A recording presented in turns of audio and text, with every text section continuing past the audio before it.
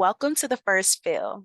My name is Maya A. Harris. I'm an executive resident here at APHA, and I am delighted to be your host again. So this month, we are reviewing recent updates related to medication safety, and in this episode, I'm going to talk about a recently published study that found that the initiation of antihypertensive medication was associated with increased fracture risk in adults residing in long-term care nursing homes. So I really wanted to share this study and its findings with you all because long-term care pharmacists play a crucial role in providing services to residents of facilities such as nursing homes, assisted living communities, and skilled nursing facilities. And of course, hypertension is a very common condition that pharmacists help to manage in older adults. The condition is so common that, according to the CDC, the prevalence of hypertension among adults aged 60 and over is 63.1%. And of course, since we are discussing bone fracture risk in long-term care nursing homes, I also wanted to just provide you all with an interesting statistic that was published in the Journal of the American Geriatric Society. So this study conducted by Ouellet, spelled Oullet et al., found that between 18 to 33% of older adults who've suffered from a hip fracture will die within a year. And alongside this increased mortality risk are the added challenges that may impact an individual's activities of daily living, such as bathing, feeding themselves, and even getting dressed.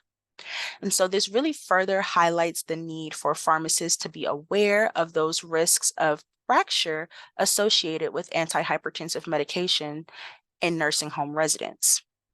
So now I want to give you all a chance to get into this retrospective cohort study by Dave et al. That used data from 29,648 adults living in Veterans Health Administration long-term care nursing homes. So the primary outcome was non-traumatic fracture of either the humerus, hip, pelvis, radius, or ulna within 30 days of initiating antihypertensive medication.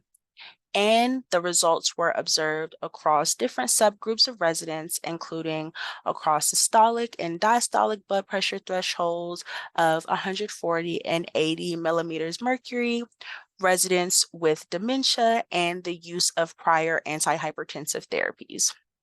Now, interestingly, the study found that the fracture incidence rate per 100 person years was 5.4 among residents starting antihypertensive medication compared to 2.2 in the control group, which makes antihypertensive medications in that group at double the risk. And so when it comes to the different subgroups that were studied, the fracture risk was significantly higher. Now, the residents with dementia were a little over 3 times more at risk of fracture than the residents without dementia. Residents with systolic blood pressure of 140 millimeters mercury or higher were also a little over 3 times more at risk of fractures compared to the reference group. Now, the residents with diastolic blood pressure of 80 millimeters mercury or higher were a little over 4 times more at risk of fractures compared to the reference group. Also, residents who were newly initiated on antihypertensive therapy with no recent history of use were nearly 5 times at risk of fractures. Now, as a pharmacist, understanding the risk allows us to closely monitor patients and potentially mitigate adverse outcomes. Now, for those that reside in nursing homes and are being initiated on blood pressure medication, that'll mean additional patient counseling on that increased risk, especially in those patients with a history of fractures and the incorporation of fracture risk assessments when appropriate. Now, because this study focused on the initiation of antihypertensive medications, the results support that close attention should be paid to residents of nursing homes that are starting blood pressure medication, since it was found to be associated with double the increased risk of bone fracture in nursing home residents.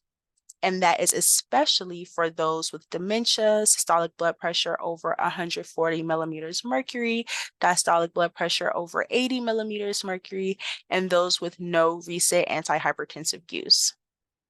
So thank you all so much for joining me today. I hope that you feel really prepared to keep your patients safe and informed.